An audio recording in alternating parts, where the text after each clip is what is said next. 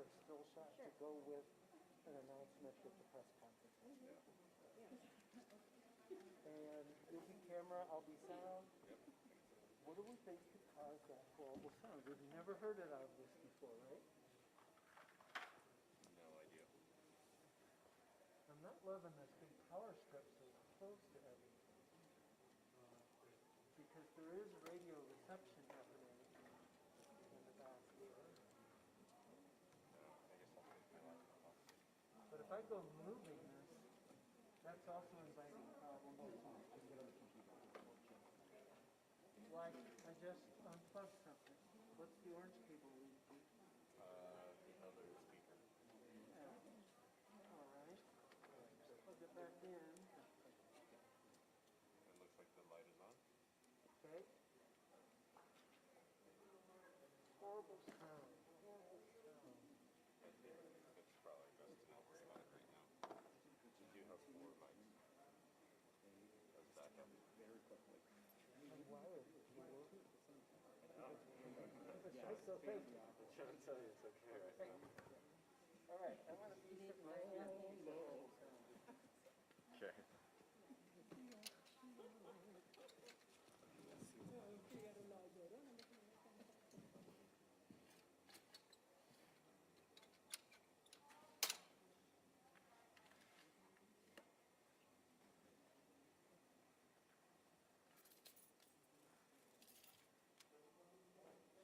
Cell phone and YouTube?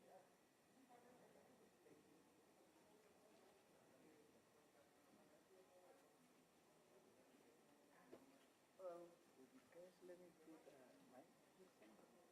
You could put it up there, or you could put it here.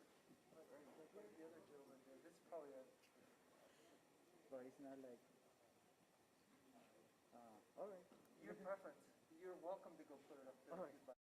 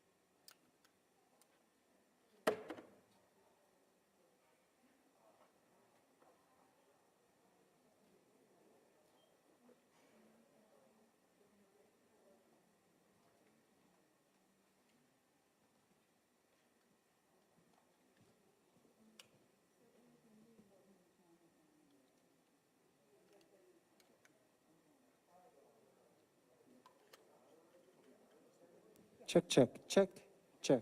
Zach? Level 1, level... Check, test. Check, test. Check.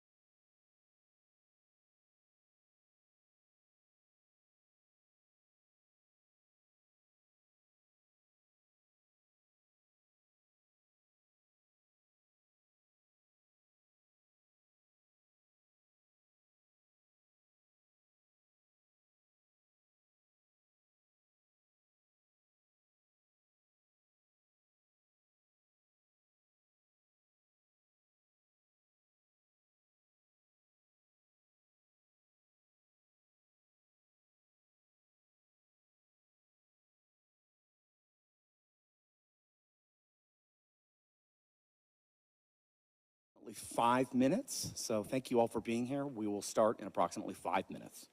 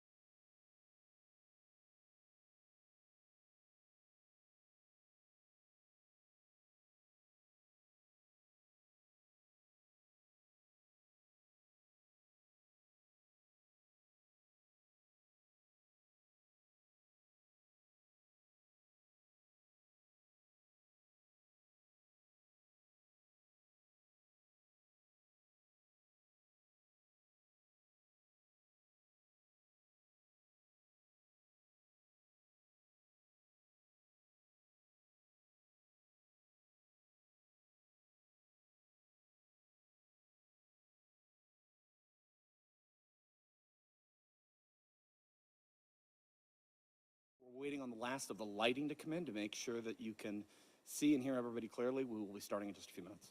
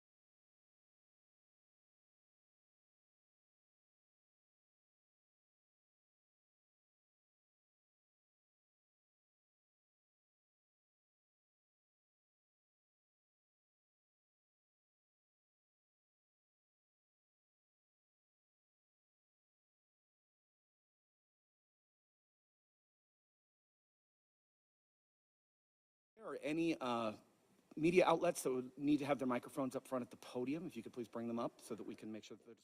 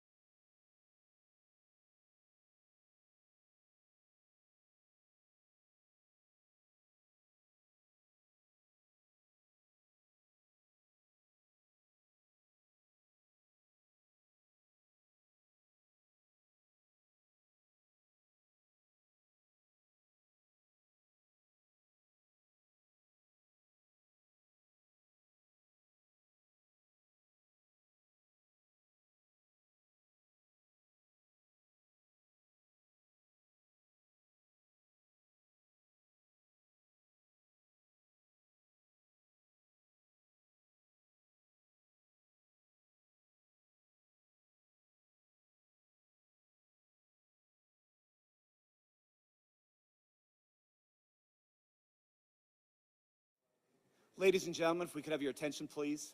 Thank you. On behalf of Adams County School District 14, we thank all of you for, on short notice, coming here today for this important press conference convened by the Adams 14 Board of Education in response to the actions today of the Colorado State Board of Education. Before I turn the floor over to representatives of the board as well as administration, I just need to go through a few housekeeping items.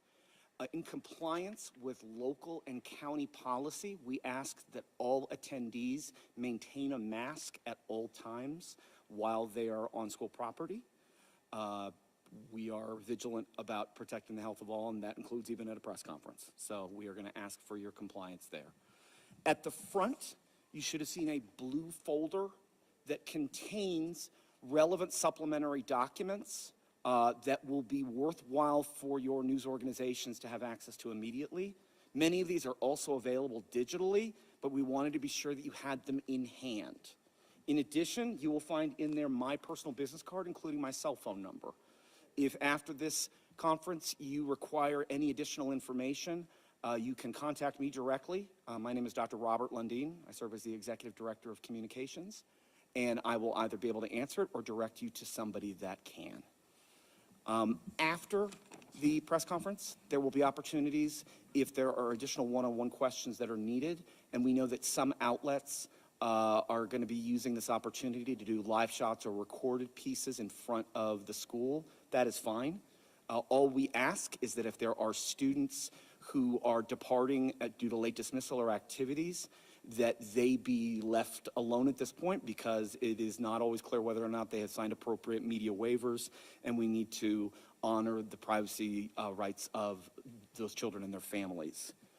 Finally, before we start, we'd like to give thanks and acknowledge some individuals in the room who have been present today on behalf of both Adams 14 and the Commerce City community, as well as Adams County as a whole. First, representatives of both our certified and classified employee unions, CTA and CCEA, thank you for being here. Commerce City Councilman Oscar Madera here, thank you for being here, sir. Multiple leaders of the Adams 14 District Advisory Committee, we thank you for being here and for your continued service to the district. Mr. Rafael Batista of Justicia Social, an organization that does great work in advocacy on behalf of the families of Commerce City and Adams County, and multiple community and Adams 14 representatives who are here today to learn more about what they can do. And finally, oh, and I apologize, Councilwoman Douglas, we did not mean to forget you as well. Councilwoman Christy Douglas, I've been taking a lot of notes, so we did not want you to think you were forgotten. Thank you for being here. The order of operations today will be as follows. I will soon turn the floor over to Mr. Joseph Salazar, counsel for Adams 14, who can speak to today's events and the circumstances that have preceded it. He will then turn the floor over to two of our school board members, President Ramona Lewis and Treasurer Janet Estrada, who will be, oh, okay. And I'm sorry, and Director Maria Zubia as well, who will be able to speak to the board's stance on these important issues and address some misconceptions that have been heard in the general public. The board will be communicating their message in both English and Spanish. So for our Spanish-speaking outlets, please rest assured you will have unfiltered messaging to be delivered there in both languages. In addition to that, we do have simultaneous interpretation equipment available in the back of the room that anybody can access at any time. Finally, we'll turn the floor over to Superintendent Carla Loria, who will be able to speak to where we go from here and our next steps. And then we will open up the meeting to any questions from the media outlets present here today. So again, we thank you for being here. And without further ado, I'd like to turn over this meeting to Adams 14's counsel, Mr. Joseph Salazar.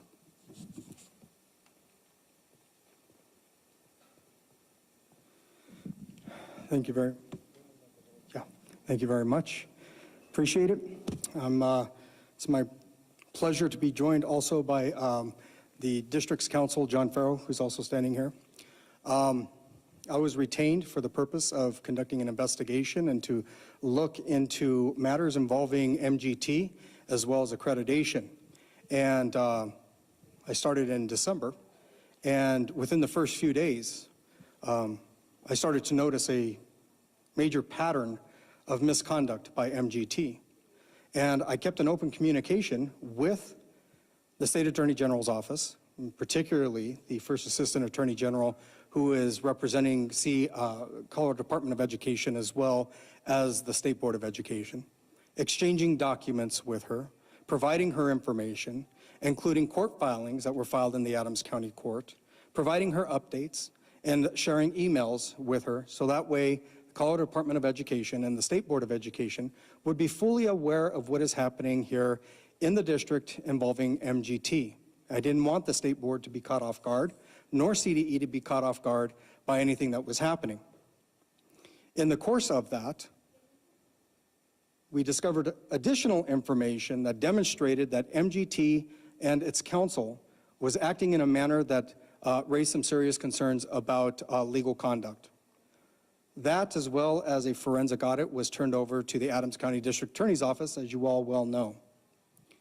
There's been lots of questions about that forensic audit and why we haven't turned it over. It's because we have been advised in the course of the investigation by the District Attorney's Office that turning it over might result in compromising the integrity of the investigation. And that's why we haven't turned it over, and that's why it will not be turned over. We do not want to compromise the integrity of the investigation. Once we hear from the Adams County District Attorney's Office that we're clear to release it, then that's when the board will take that matter up. One of the things that was of serious concern was the conduct of MGT, its counsel, as well as its project lead here in the Adams 14 district, and that person is Andre Wright. There was some very concerning conduct as to what they were deciding without the Adams 14 board's approval. And this is very important because it leads all the way up to today with the State Board of Education. Their conduct demonstrated an utter disregard for the power and the authority and the obligations and the rights of the Adams 14 board and their selected superintendent. Those rights are enshrined in the Constitution and in Colorado's statute. This for-profit company that was foisted upon the district by the State Board of Education did not consider that they had to follow the law.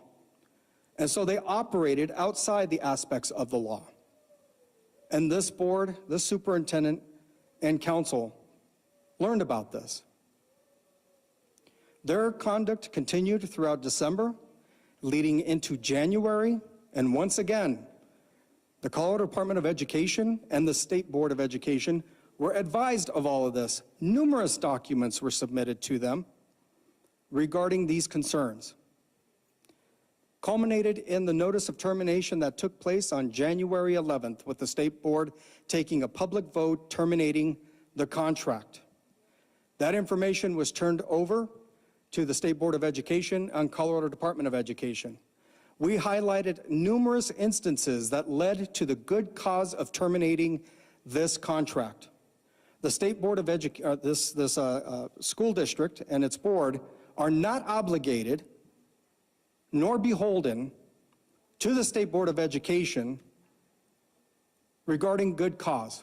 It was up to this board. And the reason why is because this board operates under the public trust doctrine by statute, that it is here to operate in the best interest of the public. And good cause was found, good cause was delivered to the State Board of Education, and that contract was terminated. After that contract was terminated, we saw some unbecoming behavior from the project lead of MGT. We documented that, sent it over to MGT's attorney, and also turned those documents over to CDE and the State Board of Education. On the 17th of January, there were some concerns about how the State Board of Education was reacting to this notice of termination. And so I documented in a multi-page document to the Attorney General's office. I documented why that termination occurred, and I started questioning the motive of the State Board of Education. Why weren't they looking at MGT and its conduct when talking about noncompliance? We've seen the State Board turn the screws on this district regarding noncompliance, but why weren't they holding MGT to the same standard? After all, it's a for-profit company that needs to operate with the respect and dignity that is required under the state constitution and the state statute. I asked questions about State Board of Education, Steve Durham, and why he was making biased comments against this school board. There were a number of other things that I requested from the Attorney General's office, and to date, we have received no response. Instead, they use their authority and their pulpit at today's meeting.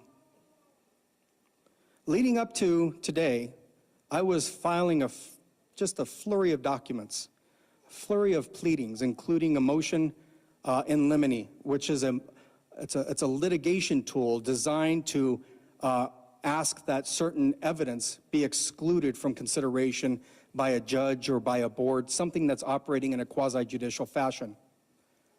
And I noted that the reason why we asked that documents be excluded was because they were tilted all in favor of MGT, and this Adams 14 Board of Education was not being afforded the opportunity to provide any rebuttal to these documents that would be considered by the State Board of Education today. I cited case law from Colorado courts dating back decades saying that we are entitled to procedural due process rights, and that these documents would unfairly prejudice this district because we weren't able to provide a rebuttal to the documents. We weren't able to cross-examine any witnesses at CDE, particularly Dr. Hannaford. We weren't able to discover what information MGT has been providing the State Board of Education that we haven't seen.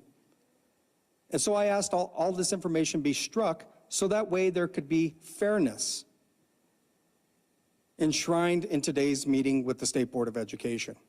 And they denied that. They denied it outright, saying it was an improper motion. Don't know how it was improper. Any judge would have considered it, and because they were acting in a quasi-judicial capacity, it raises the questions why they didn't consider it. I also filed a motion to disqualify Steve Durham because of his prior comments. He is biased against this board and against this district. It is extremely clear that he is. And instead he said, I get to rely on my opinion, not in a quasi-judicial fashion. Provided them case law on that as well, and they rejected it. So it comes down to this. This State Board of Education that is walking around acting like they are above the fray, why does it seem like they are advocating for MGT? Why is it that they aren't government to government providing the respect that is owed to the Board of Education and Adams 14? Why is it that they haven't actually acknowledged the fact that this Board of Education, just like the State Board of Education, is statutorily obligated to ensure the public trust? Why is it that the State Board of Education refuses to recognize that this district board has police powers to protect its students and to protect its community? These are all questions that have not been answered by the State Board of Education. And they are entitled to these answers. We really don't know what's going to happen moving forward. But what we do know is that we have a State Board of Education that does not appear to be acting in an impartial fashion. We have a State Board of Education that has tons of documents in front of them, provided to them by us, that they don't seem to acknowledge or even reference. And so that leaves a vacuum, doesn't it? It leaves a vacuum of what's going to happen at the state level with this district. I want to be clear about something. State Board of Education has no authority whatsoever to reverse the termination of contract of MGT. We are moving forward with that termination, and as the State Board of Education's attorney acknowledged during today's hearing, that we are working with the Attorney General's office and MGT's counsel to usher them out of this district sooner rather than later. That way this district can be turned over to the leadership, the elected leadership of this community. And we are hoping to have that finalized sometime next week, and this board and this superintendent can start operating with the authority and the goodwill and faith that has been entrusted in them by the electorate. I'm going to go ahead and turn it on over to President Ramona Lewis. Thank you.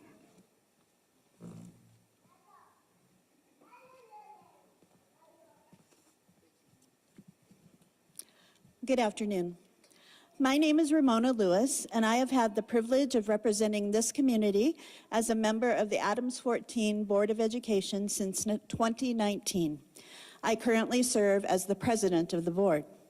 On behalf of my fellow board members, Vice President Renee Lovato, Secretary Maria Zubia, Treasurer Janet Estrada, and Director James Amador, we truly thank you for being here today. We've asked you here today to allow us an opportunity to ensure we share the most accurate understanding of what has gone on in our schools and our district, as well as how we intend to move forward together. My 4 fellow board members and I have deep roots in the Commerce City community. We are proud of where we live and have chosen to serve based on our unwavering commitment to offering students and families in this community outstanding educational opportunities. We are also keenly aware of the challenges that this district has experienced over the years, and in turn, how that has affected the community that we love. We don't shy away from acknowledging our history. Indeed, as George Santayana put it, those who cannot remember the past are condemned to repeat it. It's anchored in that understanding of those past struggles that we have collectively sought to build a stronger future for this school district. When several years ago, the State Board of Education mandated the introduction of an external management, our district engaged with our community to identify the qualities that the students and families of Adams 14 felt would make the biggest difference for their schools and kids. When the State Board of Education refused to approve the, community's preferred partner, Mapleton Public Schools, the district sought to develop a constructive relationship with the alternative option, MGT Consulting, also referred to as Adams 14 Schools Succeed, or A14SS. The previous board worked with MGT to develop a clear agreement outlining our shared expectations, including deliverables that we felt confident would improve teaching and learning, school culture, staff effectiveness, and student well-being. It is our responsibility as a board to ensure those agreement terms are fulfilled. When, after 2 years, MGT declared that the time was right to find a long-term leader for this district with a deep expertise in transformation of academic outcomes, we again engaged directly with our community. That process led us to recruit and appoint a superintendent, who both then and now, in whom we feel the deepest confidence. She shares our values of equity and doing what's right for children. And to this day, we feel tremendously fortunate to have her at the helm of our schools. Together, Dr. Laria and my fellow board members increasingly uncovered serious issues related to the actions of our external manager, MGT. Those issues ranged from financial to instructional to ethical and legal. My colleagues and I take our duty to our constituents, our community, and most importantly, our students, to address difficult issues extremely seriously. That is what we have sought to do. That recognition led to the commission of a forensic audit of MGT's activities. As our lawyer said, those findings are now under investigation in the hands of the Adams County District Attorney's Office. We saw too many deliverables committed to by MGT either ignored or abandoned. They included, but were not limited to, COVID protocols to ensure continued safety and continuity of learning for students and staff, a systemic plan for human capital retention and recruitment, and a long-term plan for lasting academic turnaround. To this day, none of these critical components have been provided by MGT to the Board of Education. On multiple occasions, our board attempted to engage in constructive dialogue with representatives of MGT. Their response was to simply disregard our outreach. It led us to dig deep into how MGT crossed ethical and fiduciary boundaries in its treatment of district personnel and failed to honor its legal and contractual responsibilities to seek approval from this community's duly elected board. What we discovered only further led us to the unsettling conclusion that our partner was not acting in the best interests of our district, our community, our students, staff, and schools. Let us not forget that for 2.5 years, MGT has had full management and authority of the district. All failures during that time are their own. Finally, it led us to the difficult yet unanimous determination that we had no choice but to fulfill our fiduciary responsibility and terminate this partnership with A14SS MGT. We did so anchored in a base of evidence that has gone largely unrefuted and conducted in a process fully in line with the terms of our contract and the stated expectations of the state. So today, we find ourselves disappointed, but not deterred by the State Board of Education's decision to deny our motion to proceed with finding the right partner for our district. We are also disappointed in the State Board's comments as they cherry-picked information for the purpose of gossip mongering and creating fear amongst the staff and community. The district has a new board and new leadership. To judge the new board and leadership over the failures of MGT demonstrates the biases we've been talking about. We know we still have tremendous work to do to improve academic opportunities for every Adams 14 child. And we also recognize that we need external support to build a lasting foundation for that success. But when it affects more than 6,000 children, hundreds of faculty and staff members, and millions of dollars of taxpayers' funds, we have a duty to ensure that that partner acts in a strategic, responsible, and thoughtful manner. We are more committed than ever to ensuring that we bring just such a support to this community we love. On behalf of the board, we offer our sincere thanks to so many individuals who have courageously echoed our call for a better future for Adams 14. Working alongside Superintendent Luria, we have grappled with difficult decisions, knowing that our leader will act in a manner that only demonstrates integrity and thoughtfulness, but also the shared values that drive us to serve this community and its families. We also express our gratitude to our advocates in the legal arena.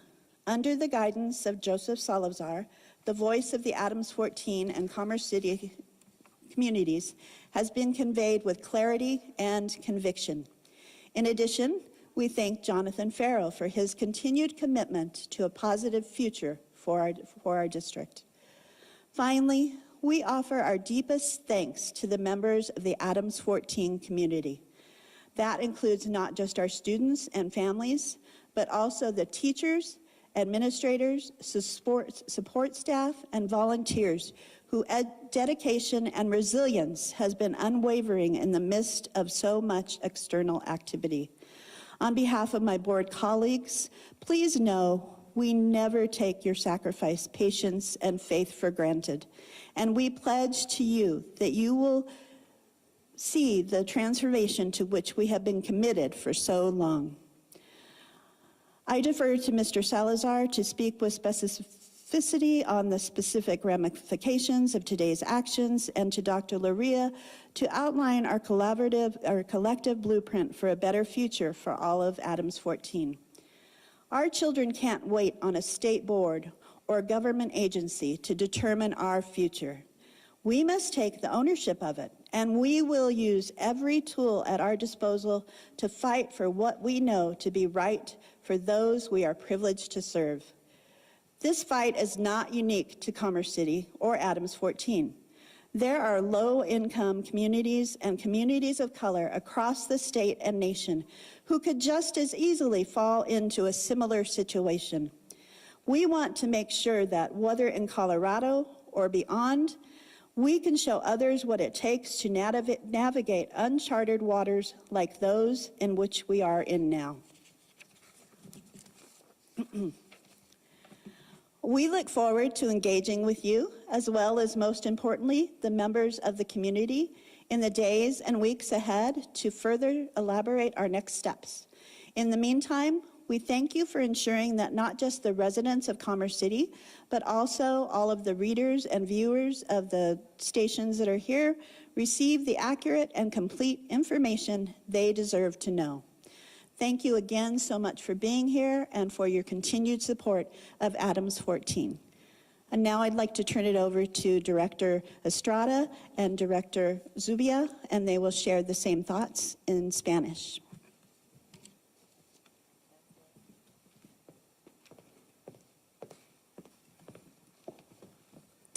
Buenas tardes. Mi nombre es Janet Estrada. He tenido el privilegio de representar a esta comunidad como miembro de la Junta de Educación de Adams 14 desde el 2021. Actualmente soy la tesorera de la Junta.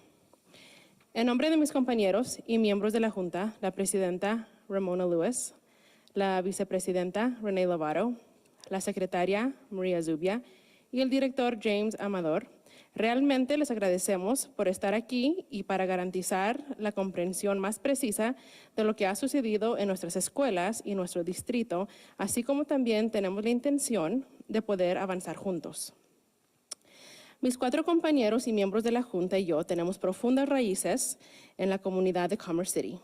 Estamos orgullosos del lugar donde vivimos y hemos elegido servir en base a nuestro compromiso inquebrantable de ofrecer a los estudiantes y a las familias de esta comunidad oportunidades educativas sobresalientes. También somos muy conscientes de los desafíos que este distrito ha tenido a lo largo de los años y a su vez cómo eso ha afectado a la comunidad que amamos. No dudamos en reconocer nuestra historia. De hecho, como dijo George Santayana, aquellos que no pueden recordar el pasado están condenados a repetirlo. Esto está anclado en esta comprensión de esas luchas pasadas que hemos buscado colectivamente para construir un futuro más sólido para este distrito escolar.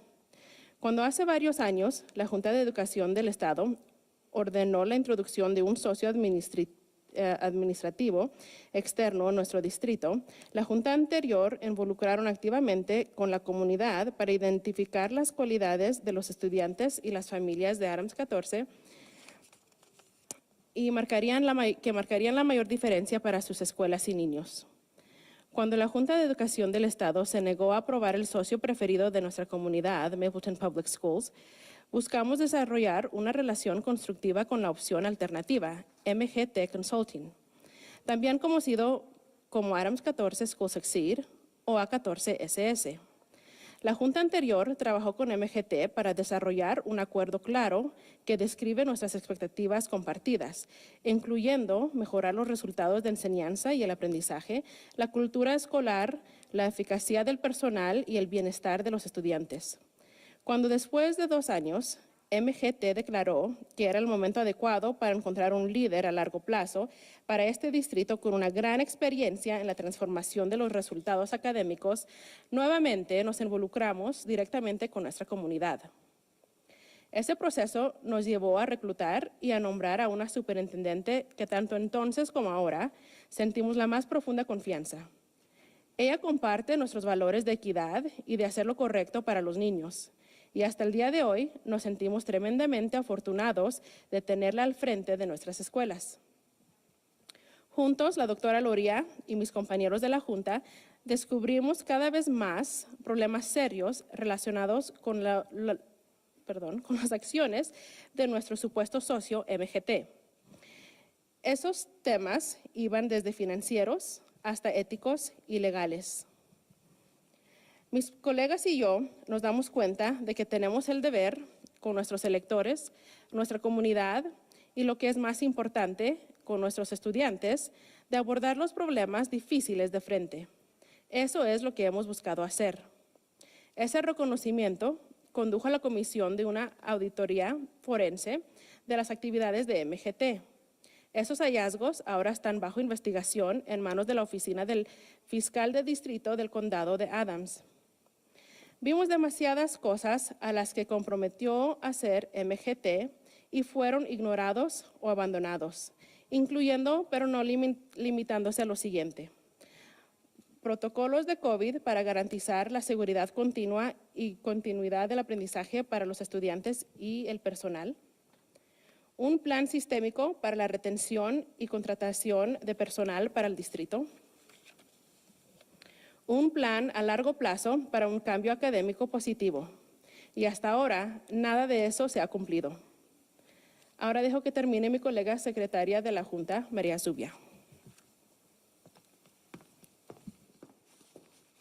Buenas tardes, gracias. Soy María Zubia y tengo el honor de servir como la secretaria de la mesa directiva del Distrito Escolar Adams 14. Voy a continuar donde mi colega terminó. En múltiples ocasiones intentamos establecer un diálogo constructivo con representantes de MGT. Vimos demasiados es lo que ya leíste, ¿verdad? ¿No? Ok, lo voy a seguir. Vimos demasiadas cosas comprometidas por MGT que fueron ignoradas o abandonadas. Sí. Sus respuestas fueron simplemente ignorar nuestros esfuerzos cuando quisimos hablar con ellos. Nos llevó a profundizar en cómo MGT cruzó los límites éticos y fiduciarios en su trato al personal del distrito y no cumplió con sus responsabilidades legales y contractuales de buscar la aprobación de la Junta Directiva debidamente elegida de esta comunidad. Lo que descubrimos solo nos llevó a la inquietudes y conclusión de que nuestro socio no estaba actuando en el mejor interés de nuestro distrito, nuestra comunidad, nuestros estudiantes o el personal y las escuelas. Finalmente nos llevó a la difícil pero unánime determinación de que no teníamos más remedio que cumplir con nuestras responsabilidades fiduciarias y terminar esta asociación con A14SS MGT. Lo hicimos en una base de evidencia que en gran parte no ha sido refutada y llevado a cabo en un proceso totalmente alineado con los términos de nuestro contrato y las expectativas declaradas del Estado. Así que hoy nos sentimos decepcionados, pero no desaudiados por la decisión de la Junta de Educación del Estado de Colorado de rechazar nuestra moción para proceder a encontrar el socio adecuado para nuestro distrito. También estamos decepcionados con la Junta de Educación del Estado de Colorado, ya que solo eligen información que les conviene para aprovechar chismoreos y crear miedos en nuestro personal y nuestra comunidad. El distrito escolar tiene un comité de liderazgo nuevo, como pueden ver, para juzgar al nuevo, para juzgar al nuevo comité y personal de liderazgo por las fallas de MGT, demuestra los prejuicios de los cuales hemos estado hablando por parte de la mesa directiva del Estado.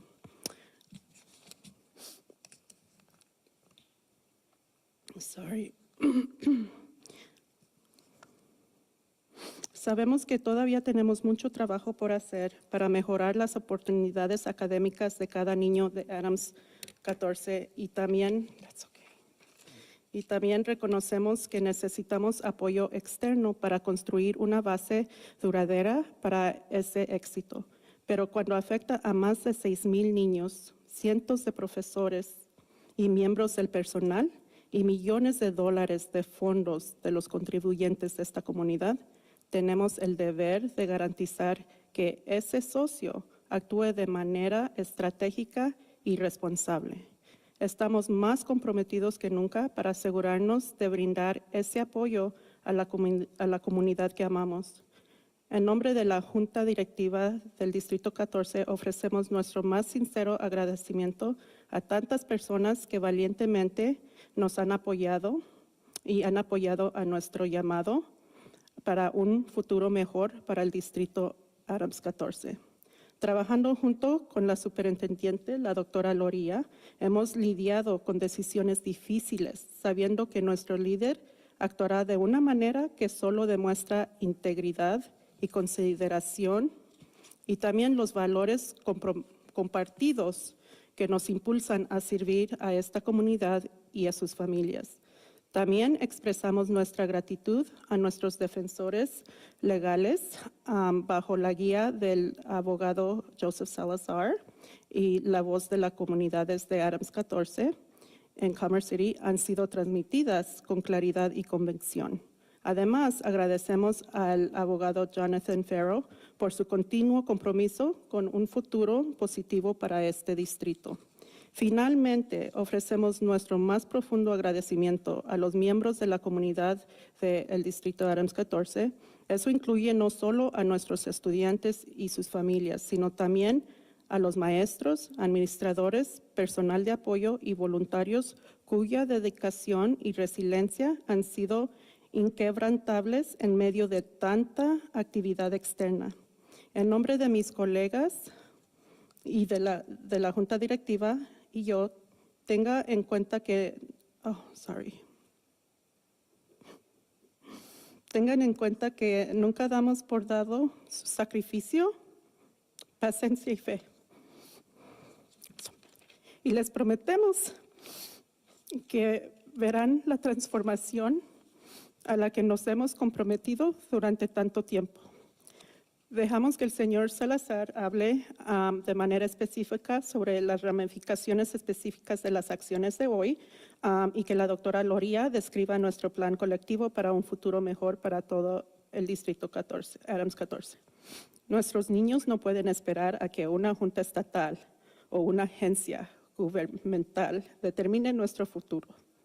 Debemos apropiarnos de él y utilizaremos todas las herramientas a nuestra disposición para luchar por lo que sabemos que es correcto para aquellos a quienes tenemos el privilegio de servir. Esta lucha no es exclusiva de Commerce City ni del Distrito 14. Hay comunidades de bajos recursos y ingresos y comunidades de color en este estado y en la nación que fácilmente podrían caer en una situación similar. Queremos asegurarnos de que ya sea en Colorado o más allá, podamos mostrar a otros lo que se necesita para navegar en aguas desconocidas como aquellas en las que nos encontramos ahora. Esperamos poder interactuar con ustedes y, lo que es más importante, con los miembros de esta comunidad en los próximos días y semanas para seguir elaborando nuestros próximos pasos. Mientras tanto, les agradecemos que se asegure de que no solo los residentes de Commerce City, sino también todos los lectores y espectadores reciban la información precisa y completa que merecen saber, no nomás de un lado de la historia, sino las dos. Gracias.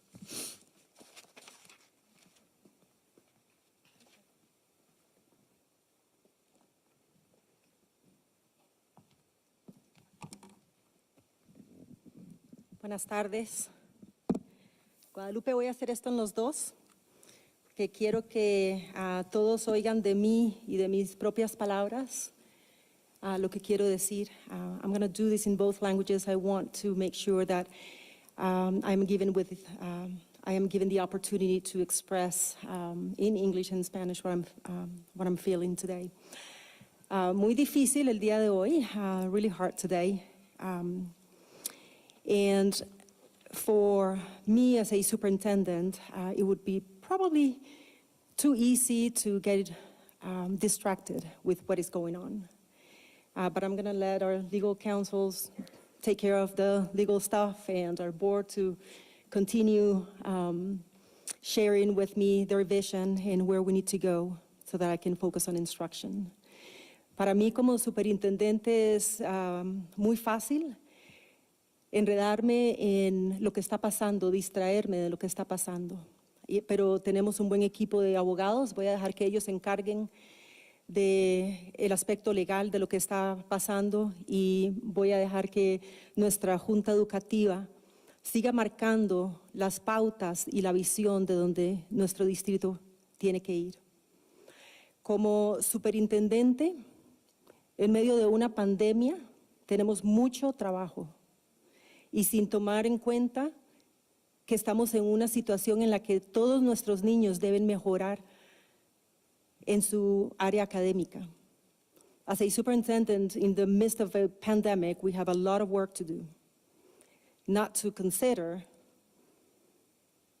that we are in turnaround, and we need to ensure that every single one of our students will demonstrate high growth in the area of academics.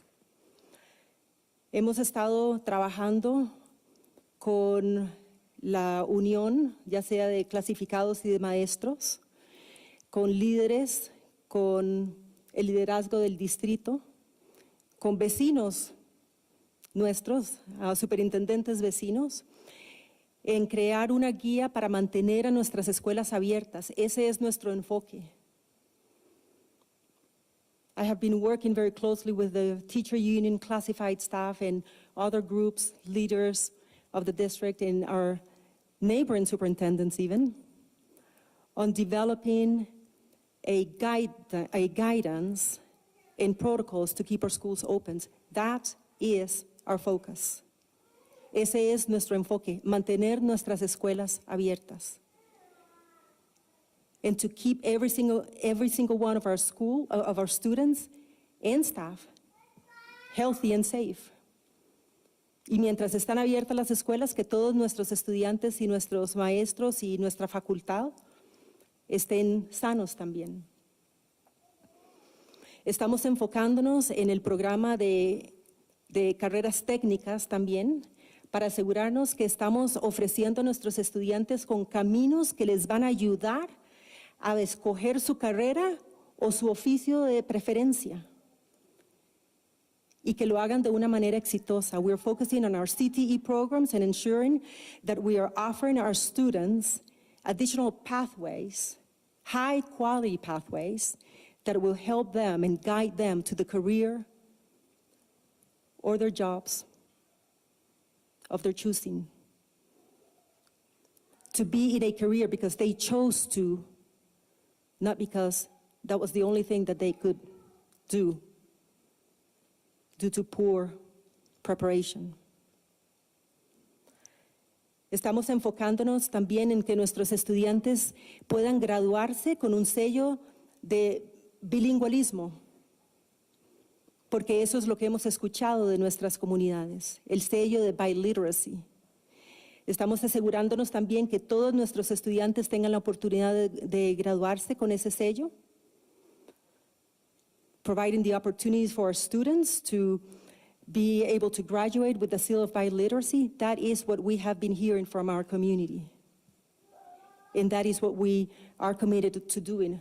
My board has been very clear with me in strengthening our bilingual programs at the elementary, going into middle school and high school. It should not stop at the elementary. Bilingual students or bilingual individuals do not become monolingual individuals in 6th grade. So we must continue that pathway for them. Reforzando los programas bilingües y de educación dual en todas las elementarias y también asegurarnos que eso va a continuar en 6º grado, en el middle school y en el high school, para que ellos puedan graduarse y tener la oportunidad de probar sus habilidades de manera bilingüe, porque ningún individuo deja de ser bilingüe en 6º grado. Ellos continúan siendo bilingües y queremos apoyarlos con eso.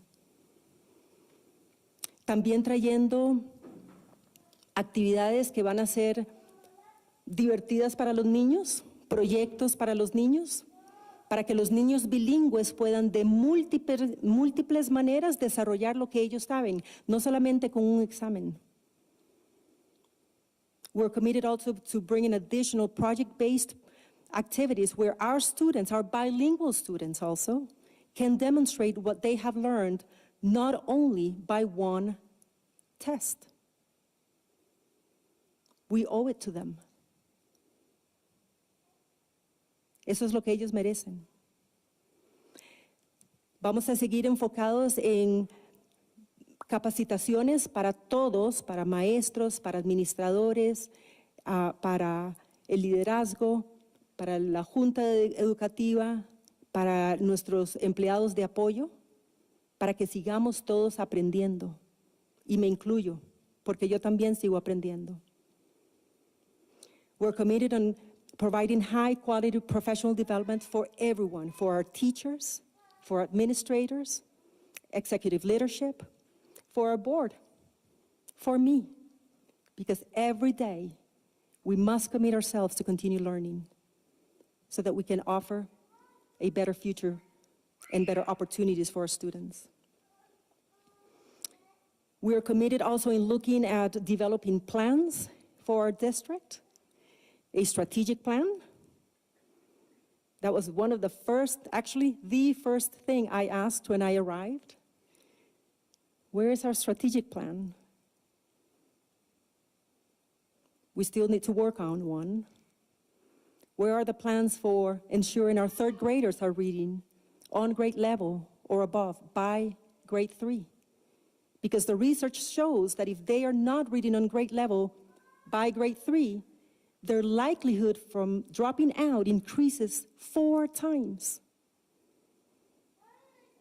Tenemos muchos planes en los que seguir trabajando, como el plan estratégico del distrito. Una de las primeras cosas que pregunté cuando vine a nuestro manager, ¿dónde está el plan estratégico del distrito? ¿Para dónde vamos? ¿Cuál es la dirección? Todavía tenemos que trabajar en uno. Trabajar en un plan para que todos nuestros niños estén leyendo a nivel o más alto para el grado 3. Porque sabemos, los estudios lo dicen claramente, si un niño no está leyendo a nivel o más alto de nivel por el grado 3, las posibilidades de que abandonen la escuela suben 4 veces. We have a lot of work to do. Tenemos mucho trabajo que hacer. Y para lograr ese trabajo, estoy dispuesta a colaborar y a traer verdaderos socios de trabajo, verdaderos managers, verdaderos individuos que nos ayuden a llenar las necesidades de nuestros niños. And to be able to develop all these plans, I cannot do this by myself. Since day one, I came committed and actually very encouraged to work with a true manager and a true partner. We have work to do because I'm going to be counting on each one of you so that we together as a community can paint the way for our students' success. You have my commitment that I will be focusing on instruction. In the midst of everything, I will work hard every single day to maintain a focus on instruction, on better teaching and learning, on better environments for our teachers, for our staff, and to keep our schools open in the midst of a pandemic and ensuring everybody's safe. Tienen mi compromiso de que mi enfoque va a ser claro en instrucción, en medio de todo esto. Un enfoque claro en instrucción para nuestros niños, para mejorar el ambiente de nuestros maestros, de nuestra facultad completa, para que juntos podamos pintar un mejor camino para nuestros estudiantes. Muchas gracias.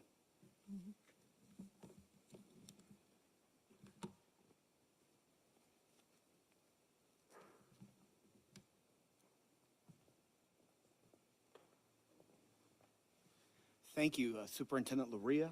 Thank you, Mr. Salazar. And thank you, members of the Board of Education.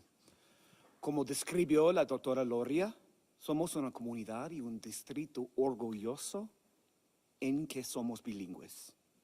As Dr. Luria rightly described, we are a community that is proud of being bilingual. And that applies not only in our classrooms, but also in our press conferences. So in a moment, I'm going to ask our media outlets to identify themselves and pose their questions. They may do so because we know we have English viewers and Spanish viewers in either language.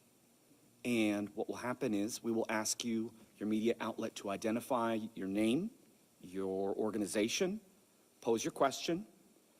A member of the administration or school board will respond to it in that native language. After that response, our translator on the microphone will translate the question as best she can in the other language so that the media outlets utilizing the other language have access to the response as well. If you have a very technical question, please be ready to simplify as much as possible so that our translator is not bogged down in language that might be difficult to translate on the fly. But we are grateful for her flexibility as well as the fact that she ensures that every member of the Adams 14 community is able to be heard and have their voices matter because we are proud of our bilingualism. So with that, if I see any hands here, any media outlets that would wish to start? Yes, sir.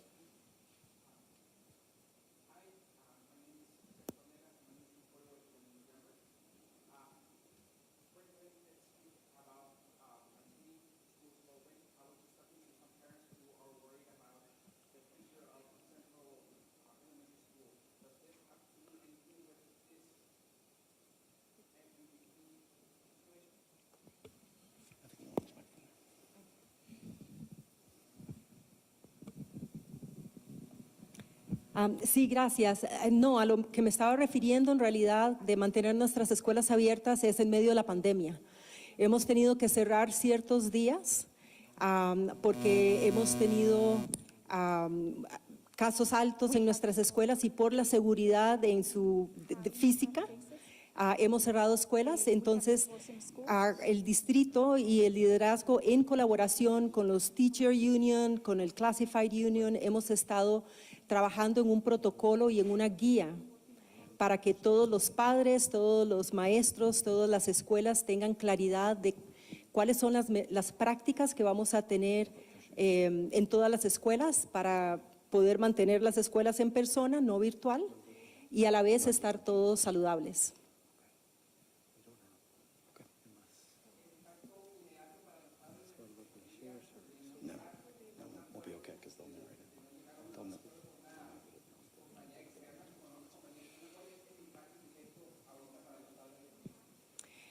En este momento yo quiero animar a todos los padres para que sigamos nuestro día normal, trayendo a sus niños a las escuelas, leyendo con ellos en sus casas, porque a pesar de que en ese área legal todavía tenemos un poco de dudas de cómo vamos a seguir adelante, el compromiso que tiene la Junta Directiva y el compromiso que tengo yo y todos los maestros y todos los directores es que vamos a continuar teniendo lecciones para nuestros niños todos los días.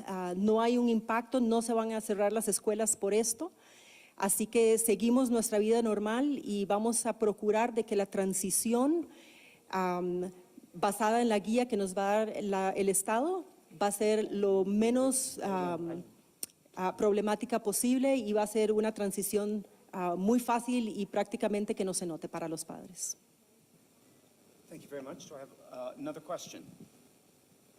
And again, no, there's hot lights here, so sometimes it's hard to see. We also have a microphone here available when the media asks their questions if they would like. Yeah. Thank you, Cameron. No, because you did both. You're good. Other questions?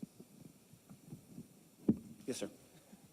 If you don't mind, otra pregunta más, y es acerca de mi primera pregunta sobre la primaria central. Hay preocupación entre padres de familia. ¿Me puede contestar algo sobre lo que está pasando con esa escuela? ¿Cuál es el futuro de esa escuela?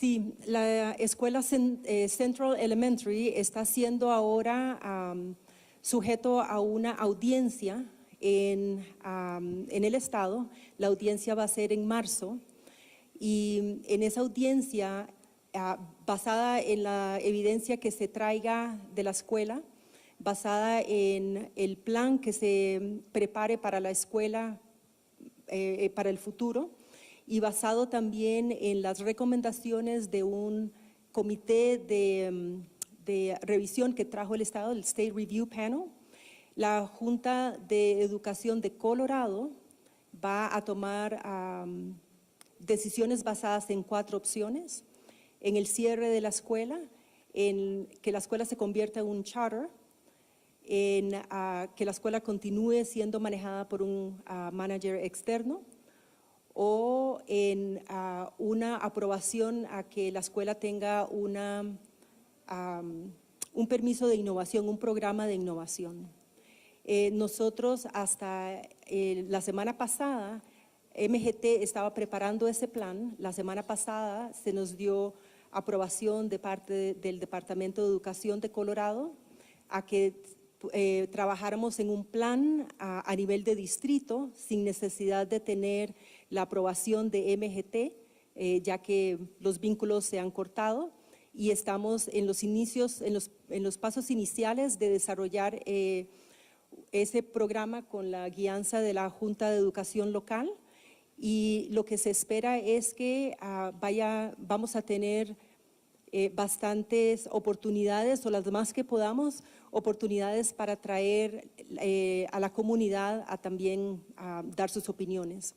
Lo que es interesante para mí decir, o lo que es importante notar, el Estado nos ha pedido que hagamos un plan, y en realidad tenemos como 3 semanas para preparar este plan. Y este es un plan que cuando yo vine, y la Junta Directiva durante los 2 primeros años ha estado pidiendo este plan a MGT por 2 años.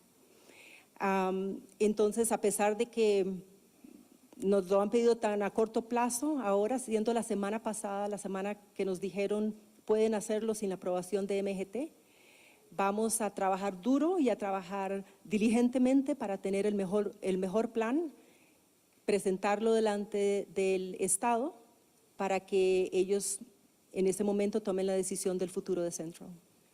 And before we move on, if I could either ask the reporter or our translator to repeat your question in English so that our English-speaking outlets can also have the same information.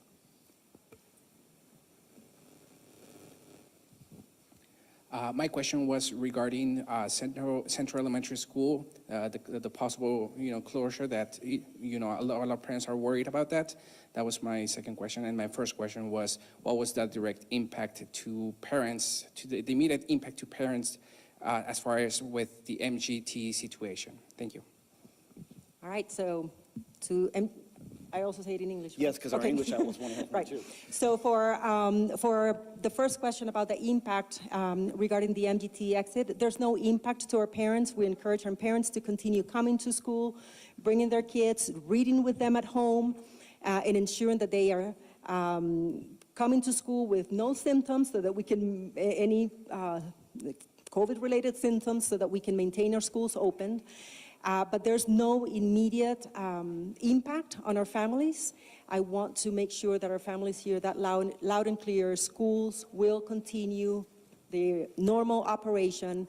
Schools continue receiving funding from the state. Schools continue receiving federal funding. There is no impact to our families and to our schools due to MGT leaving. Your second question was about Central Elementary and the future of Central Elementary. There is a hearing. We have been called to in front of the State Board. There will be a hearing in March. Actually, it was February, but it was moved to March. And in that hearing, the State Board will be considering 4 options for Central Elementary. One is school closure. The other one is granting the school an innovation status. That means that the school can have an innovation program, academic program. The third option is turning the school into a charter. And the fourth option is have the school continue being central under the management of an external partner. As of last week, MGT was working on preparing the plan. MGT was not involving necessarily the direction of the board on what that plan would look like.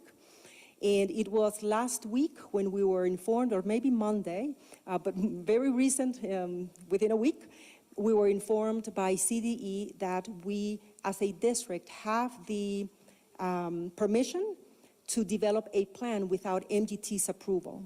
So we have to turn in a plan in about 3 weeks. This is a plan that the board has been asking for the last 2.5 years.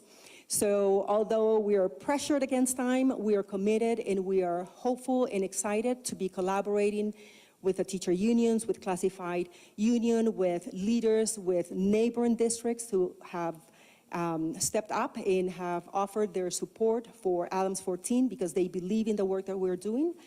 And the board is also looking to having opportunities for families to come in and give input. It's going to feel rushed because it is rushed. We were given about 3 weeks to turn in a plan. But we are very hopeful and encouraged that we will be producing with the help of our partners and collaborating with the individuals and the groups that I've mentioned, that we're going to be able to develop a strong plan. Thank you. Next question. So the state board Can said, you identify yourself first, please? sorry, Can you identify yourself? this is Yesenia for Chalkbeat. So the state board said they wanted to hear community feedback on the possibility of dissolving the district.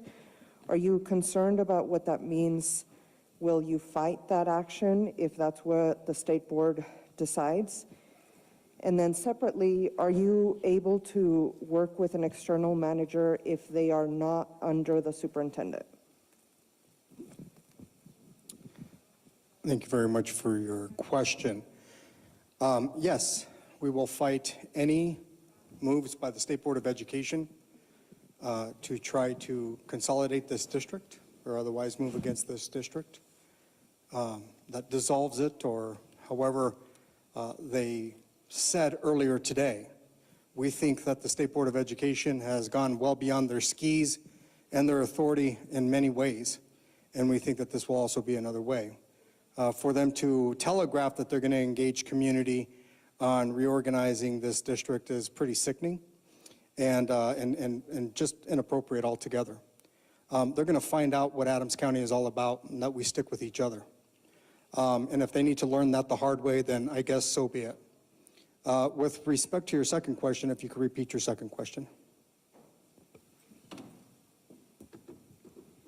The state board order, as it stands now, gives the responsibilities of the superintendent to an external manager with only the local board kind of over them. And the amended proposal that you guys had put forth today would have had the superintendent also overseeing an external manager. If ultimately the state board allows an external manager but not over the superintendent, or without the superintendent overseeing them, would that also be something you guys would be okay with or not?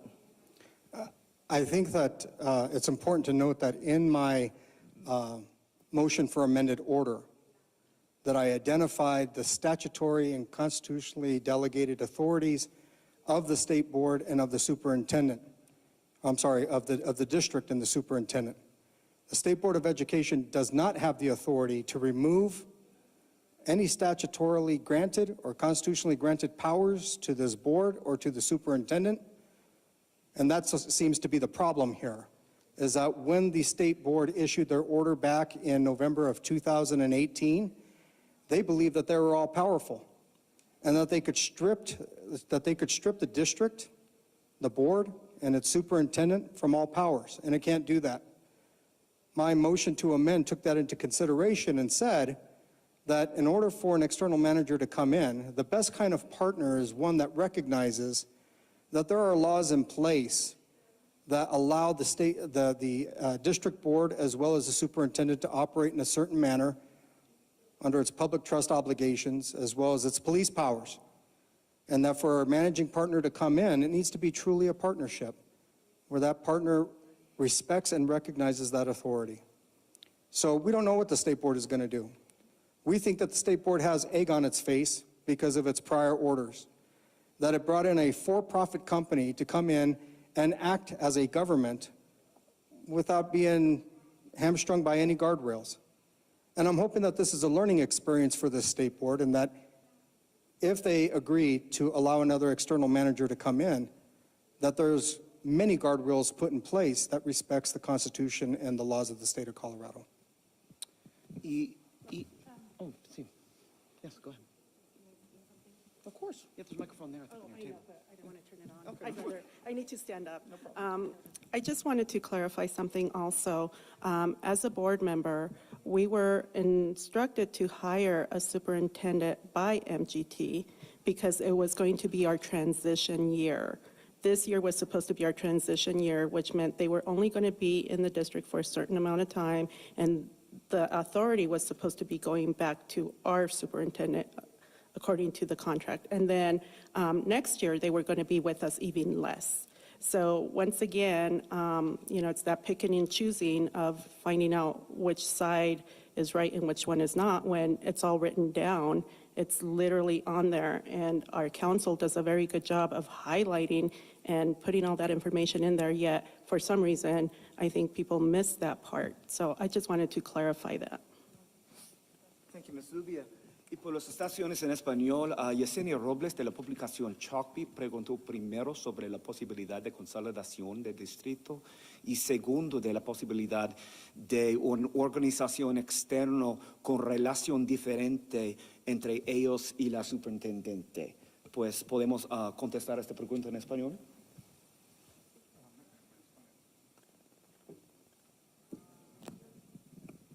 I'm just going to make sure that I got everything that you said the right way, in Spanish and top. Entonces, la pregunta era de que si el Estado... Posibilidad de consolidación con otros distritos. La posibilidad de consolidación de otros distritos. Lo que el señor Salazar dijo fue de que nosotros, la Junta Directiva, no está de acuerdo y que si esa es una decisión que va a tomar la Junta del Estado, pues entonces legalmente la decisión era de que iban a pelear eso, porque en este momento el tomar una decisión de consolidar el distrito cuando hay tantas preguntas y tantas cosas que no se han hecho de acuerdo al respeto de la Constitución de Colorado es un problema para nosotros y para él, y entonces eso lo iba a pelear y no lo iban a aceptar así fácilmente. Y segundo era que qué va a pasar si hay un acuerdo con una organización externa en que la relación entre ellos y la superintendente es diferente, abajo o diferente, ¿cómo es? Sí, gracias por recordármelo. No sabemos qué es lo que va a tomar, la decisión que va a tomar el Estado en cuanto a darnos el permiso de buscar a un nuevo manager. Y ya sea y la posición que ese manager o la autoridad que el manager va a tener.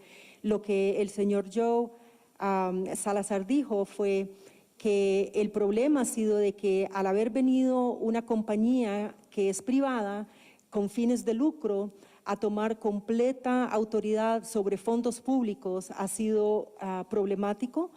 Y que en este momento lo que él dice es, según el estatuto y según la Constitución de Colorado, la Junta Estatal no tiene la autoridad de remover esos derechos constitucionales ni del board, ni del distrito, ni del superintendente que ellos escojan.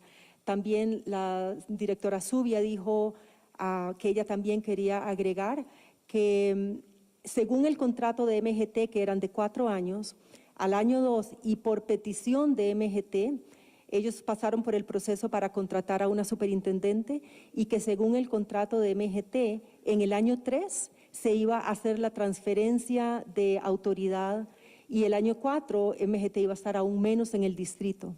Entonces, eso es algo que había estado estipulado desde el principio del contrato, hace 2 años y medio, y ella quería asegurarse que todo el mundo entendiera eso, que no es algo que, esto fue algo que era parte del contrato de MGT. Also, Yesenia, one more thing. The board took a vote today to instruct the commissioner to start engaging the community about reorganization. And I'll tell you that they got caught. We learned that the commissioner was already speaking with other superintendents in Adams County as of last week. And we found out, because as I said, we're Adams County, we're going to stand next to each other. And I filed an Open Records Act request against the CDE as of yesterday to find out who she's been having communications with, when they started, and what those communications entail. So they got caught, and they tried to clean it up today with their motion and their board vote, acting as if this is a new thing. It's not. They have been engaging in subterfuge against this district, and we found out. So I just wanted to make sure that that was a point that you make in your reporting. Thank you. Amen. And I'd speak in Spanish, but it's coming out Chicano, and I'm not so certain that translates so well on TV. I'm not sure if I'm translating that correctly, but anyway. Entonces, una cosa más que el señor Salazar quería aclarar a la reportera Yesenia era que hoy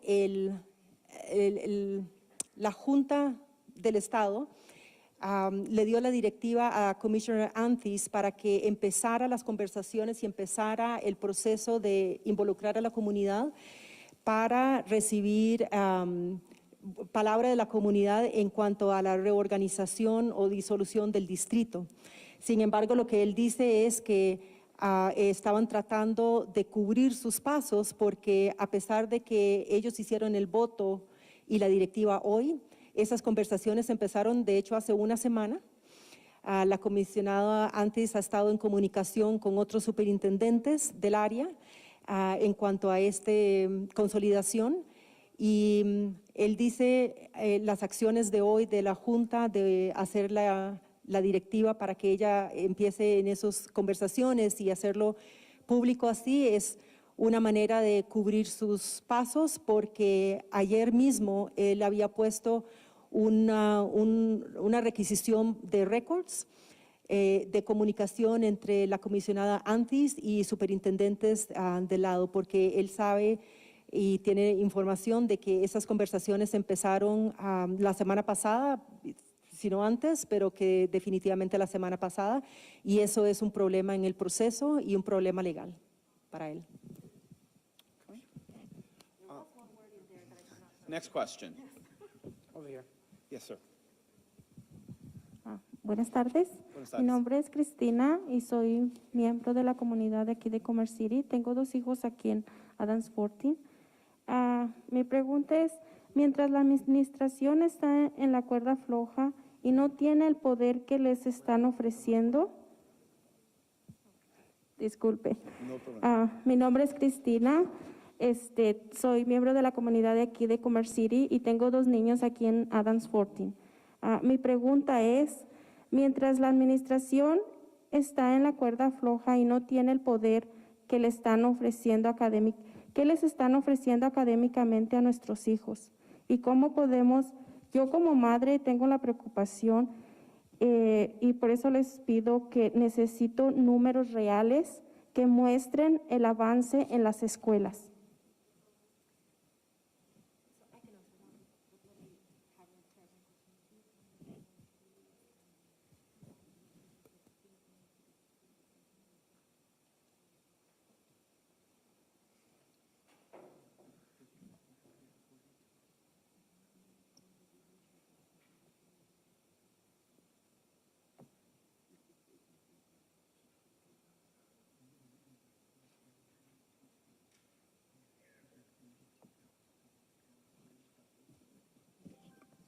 Ok, gracias. Quería asegurarme de la respuesta que le iba a dar.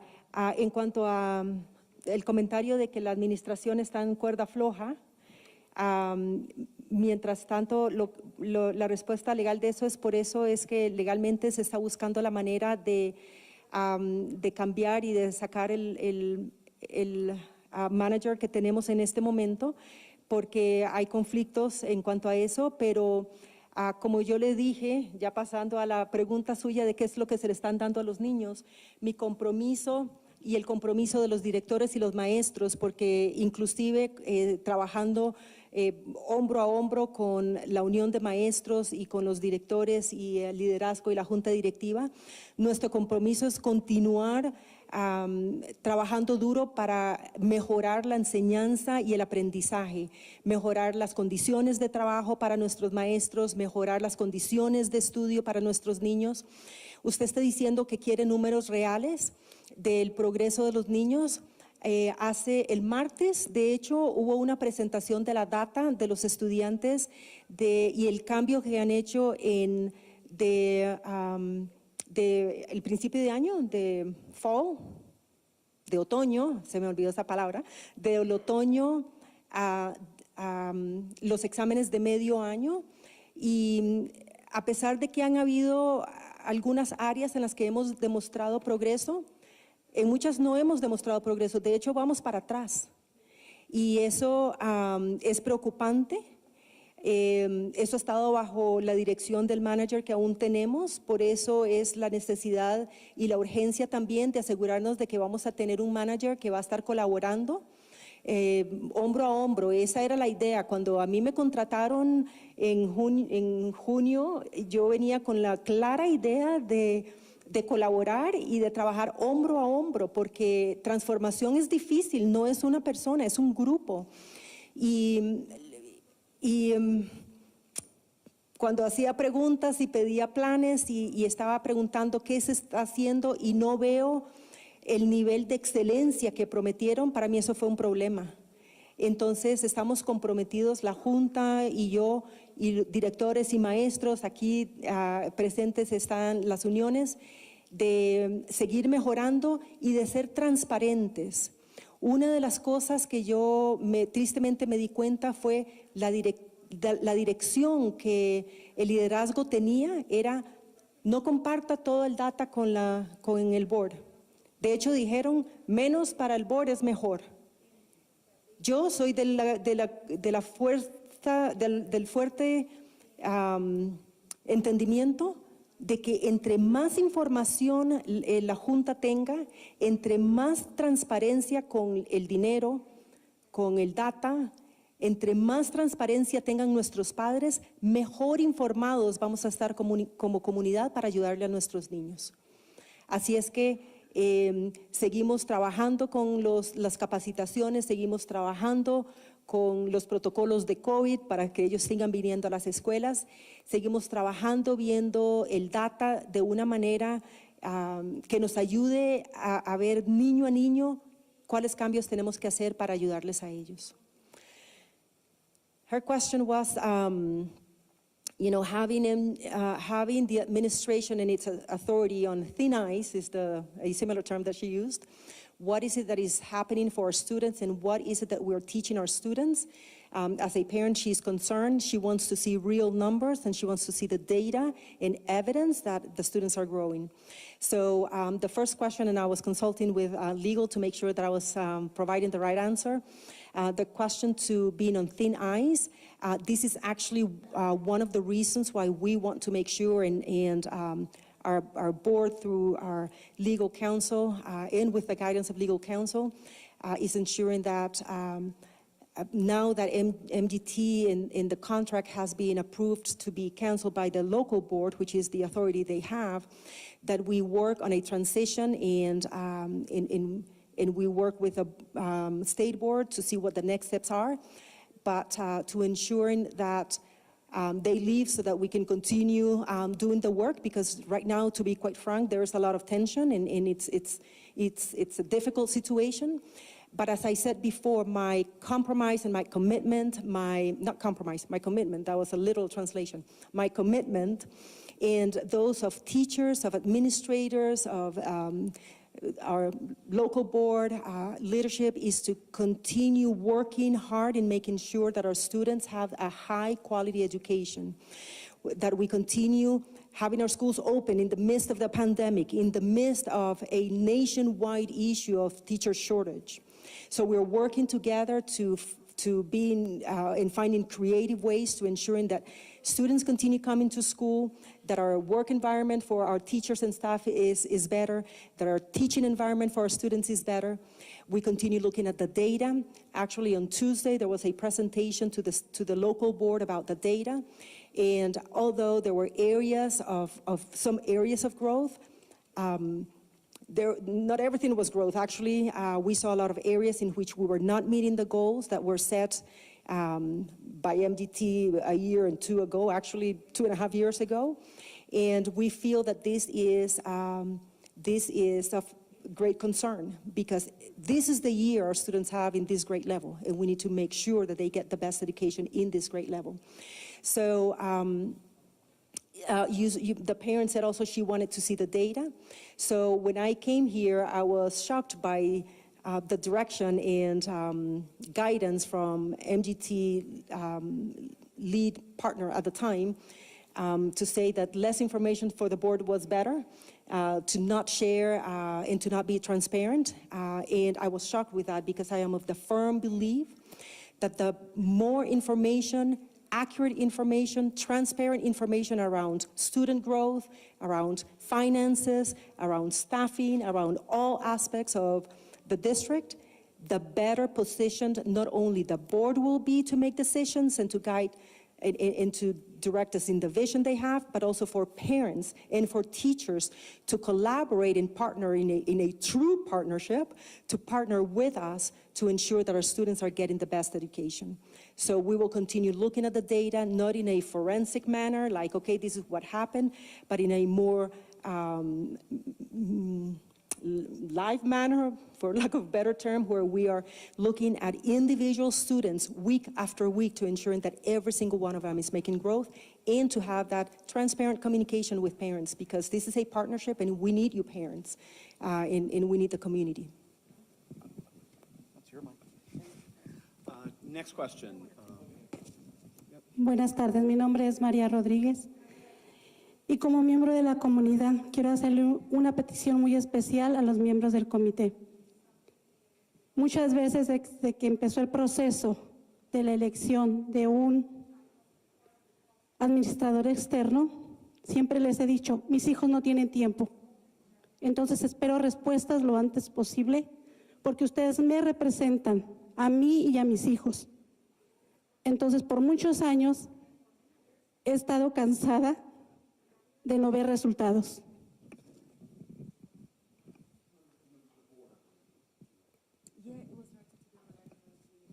Yep, I've got a mic over there. Let's do it in Spanish first, then we'll interpret it. Member of the board, please feel free to speak in Spanish.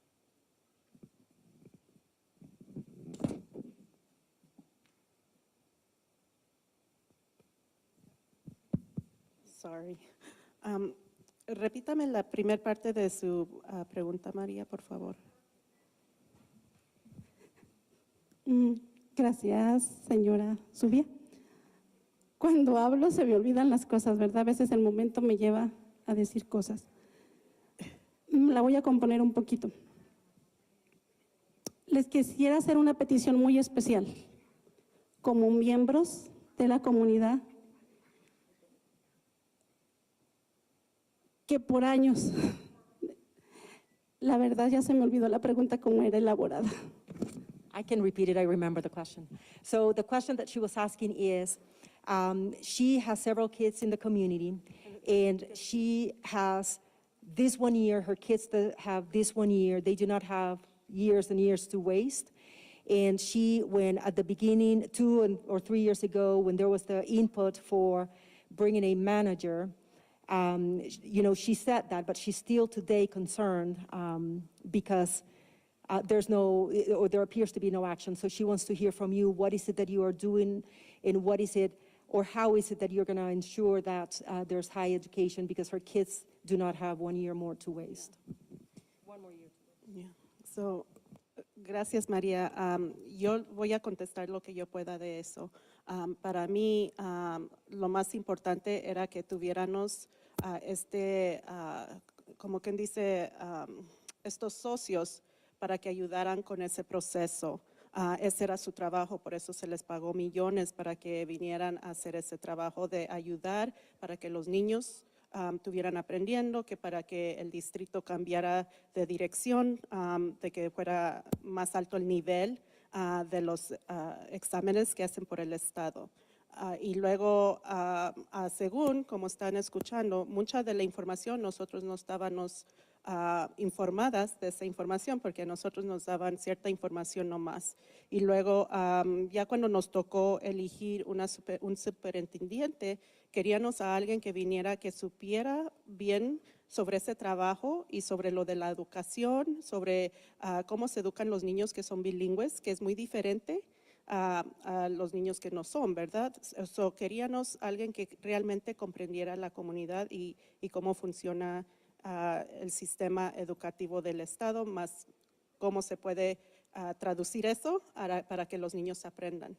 Ahora, nosotros aquí, yo hablo por mí, usted sabe que yo siempre estoy disponible, aunque trabajo mucho y ustedes saben, pero siempre me pueden mandar información si tienen dudas y yo se la mando a la doctora Loría y ella se encarga. Así es como le hemos estado haciendo, pero con el otro grupo también lo hacíamos. Ahora recuerden que el otro grupo no es como que si ellos estaban viniendo a dar clases en las escuelas, ¿no? Había como 5 personas de ese grupo que se encargan de venir a dar información y ayudar a los maestros y a los demás. Ese es un proceso con más detalle y pues yo no le podría dar más información de cómo funcionaba esa parte. Pero para nosotros es muy importante que todos los niños estén aprendiendo y póngale que yo quizás no estoy de acuerdo de que el examen que les dan por parte del Estado realmente pinta toda la historia de lo que han aprendido los niños. Ahorita hace ratito que venía para acá, les pregunté a los alumnos, ¿y ustedes qué creen? ¿Han estado aprendiendo o no? Dice, pues sí, dice, pero les digo, ¿y a ustedes les han preguntado algo? Dice, no, nadie nos pregunta. Yo cuando les pregunto a los alumnos, y usted sabe que sí les pregunto, y sí me lo dicen, y para mí eso es lo que es importante y es lo que falta aquí, es de que no hemos tenido la voz ni de ustedes como padres, de qué piensan ustedes si nos disuelven el distrito y ya no hay escuela cerca para llevar a sus niños, o a los niños, a los alumnos, ¿ustedes sí han aprendido algo en estos 10 años que dicen que no están aprendiendo o no han aprendido nada? Nadie les ha preguntado y nosotros podemos hacer ciertas cosas a nuestro poder, pero tenemos que hacer cosas como quien dice, tomar decisiones que son mejor para todos y como yo le he dicho, en veces no podemos complacer a todos o queremos hacer lo que es mejor para la mayoría y cuando no tenemos los datos, no tenemos la información, no tenemos el compromiso de otras personas como nosotros vemos las cosas, se nos pone más difícil. Pero de cualquier forma, aquí estamos a sus órdenes y cuando ustedes gusten comunicarse, ya sabe que tienen nuestro teléfono, nuestros correos electrónicos y como para toda la gente les damos esa oportunidad de que siempre se comuniquen si hay algo que tienen dudas o ideas. Usted bien sabe, yo siempre les digo que para mí es importante que no nomás me traigan quejas, pero que me traigan ideas, porque esas ideas nos ayudan. Y yo sé que he escuchado que mucha gente dice, no, pues les damos ideas y no las implementan. Pues hay ciertas cosas que sí podemos implementar y hay ciertas cosas que no, obvio, pero de cualquier forma queremos escuchar sus opiniones y sus ideas. Y sí, ese compromiso que usted quiere de que sus niños aprendan y tengan, eso le pasamos esa responsabilidad a la doctora Loría para que ella pueda trabajar como quien dice, con la facultad del distrito para asesorarse de que los niños realmente estén recibiendo la educación que merecen. Okay, thank you. Do we have any further questions from our media partners? Oh, yes. Yes, if you could identify yourself.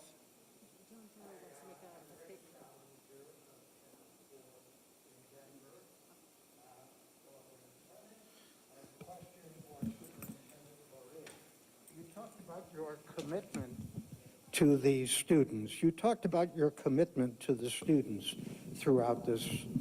My question to you is, what impact is this bureaucratic brawl having on them through all this? Thank you.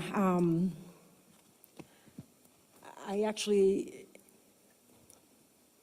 strongly believe that it's a terrible impact. It's a very negative impact.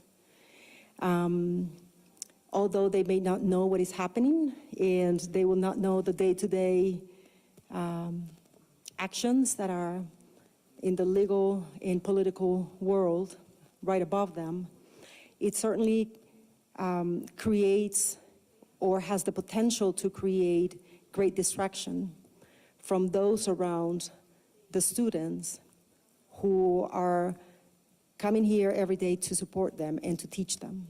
So unfortunately, it does have an impact. And that is also why I have felt a strong sense of urgency from our local board to say enough is enough, let's get it right.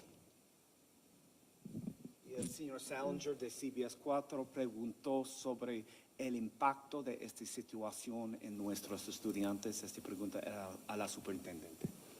Y mi respuesta, sinceramente y muy tristemente digo que ha tenido un impacto, porque a pesar de que nuestros niños no necesariamente van a saber las cosas que pasan día a día en el mundo político y legal que está encima de ellos, todas las cosas que pasan tienen el gran potencial de ser distracciones. Distracciones para aquellos que estamos viniendo a las escuelas, para aquellos que estamos aquí trabajando para enseñarlos, es una distracción. Y casualmente por eso es que yo he sentido el sentido de urgencia de nuestra junta directiva, de nuestra junta de educación, de decir basta ya, es hora de arreglarlo y de hacerlo de una vez por todas. At this time, we'd like to turn the floor over to Mr. Jonathan Farrow, legal counsel for Adams 14. Thank you, Dr. Luria. First, I wanted to comment a response to the previous question, and then I'd like to add something in response to Mr. Salinger's question.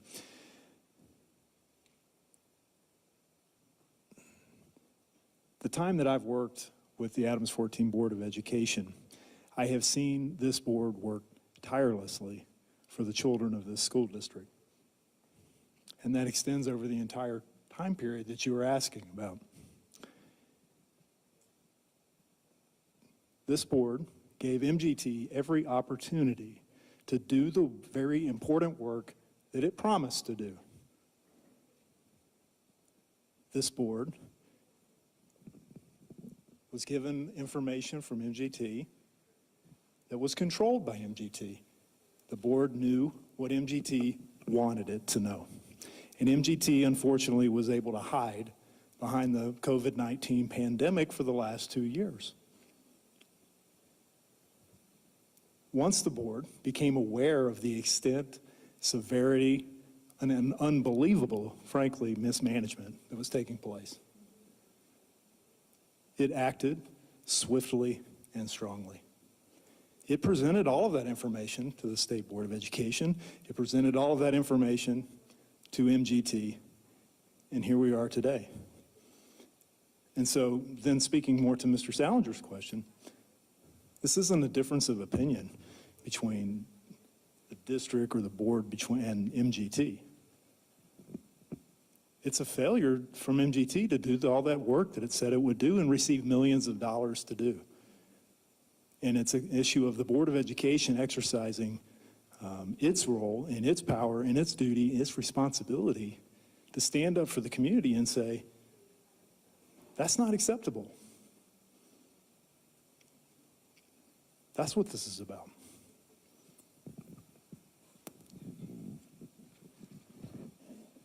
Thank you, Mr. Farrow. On that note, we're going to bring this press conference to a close. There are a handful of media outlets that have made separate arrangements with me for specific questioning time. For those outlets, if you could please wait for me outside in the hallway, we will guide you to a spot. I will also be available to any and all entities represented here today to respond to any specific questions, and anything that I can, I'll refer you to the smarter people on this stage that can. We have issued a press release. We will be continuing to communicate with the public on these issues, and we encourage you to stay engaged in what is happening in this district and ensuring that the citizens not only of Commerce City and Adams 14, but indeed the entire Denver metropolitan area and Colorado as a whole are deeply aware of what has happened here and how it can affect not only the children of Commerce City, but every child, family, and educator in this state and nation. It is not an exaggeration to say that what happens in Commerce City will affect kids across the country. We take that issue extremely seriously, and we thank you for bringing these issues to light with your viewers and readers so that they can be fully aware of the importance of getting it right here in Adams 14. With that, we thank you for your time. We'll be available for questions afterwards. I thank our members of the board and our members of administration, as well as our legal counsel here today, for being able to elaborate on these important issues and how we're going to move forward for the children and families of Adams 14. Thank you for your time.